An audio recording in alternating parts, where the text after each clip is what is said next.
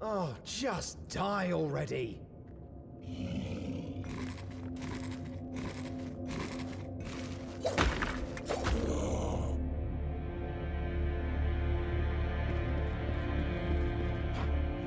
This video almost didn't exist because I almost didn't finish playing the demo for Winds of Arcana Ruination, and I was about to rage quit. Some 15 minutes into the demo, I came across this fight that seemed simple at first with an enemy I had already faced earlier, but the twist was that there were two of these enemies at the same time, and the fight area was sealed, giving the player very little room to move around.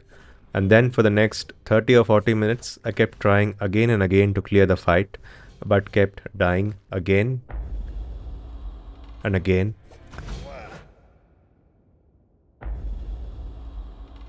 and again.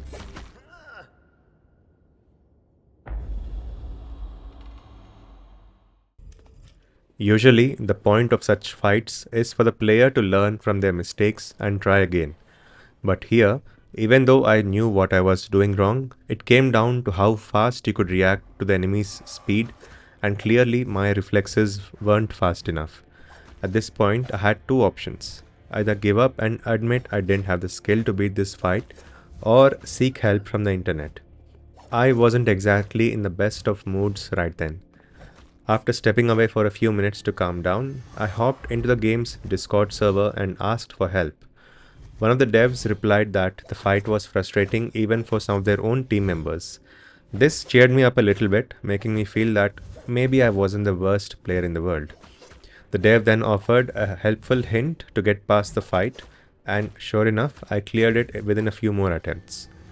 I'm glad I didn't give up because the demo really opened up after the fight and showed me that Winds of Arcana is a game worth your time.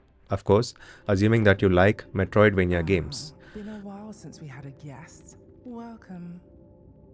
What's thy name, boy? You want to know my name? So dull.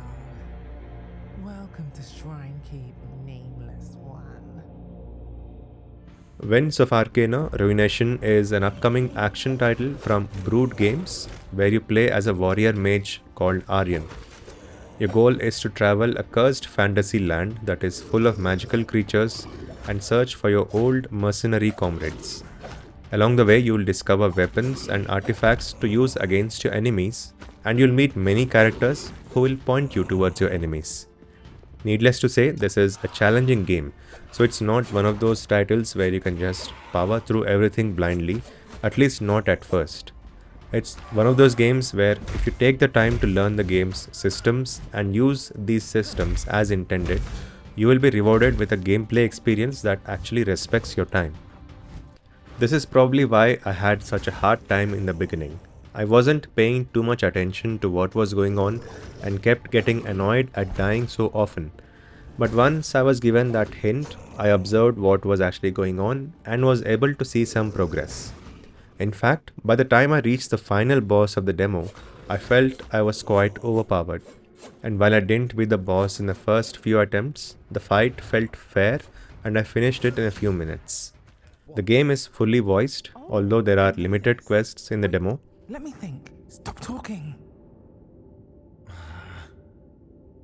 Two bells, one in the dead ruins below, one in Azuka's temple above.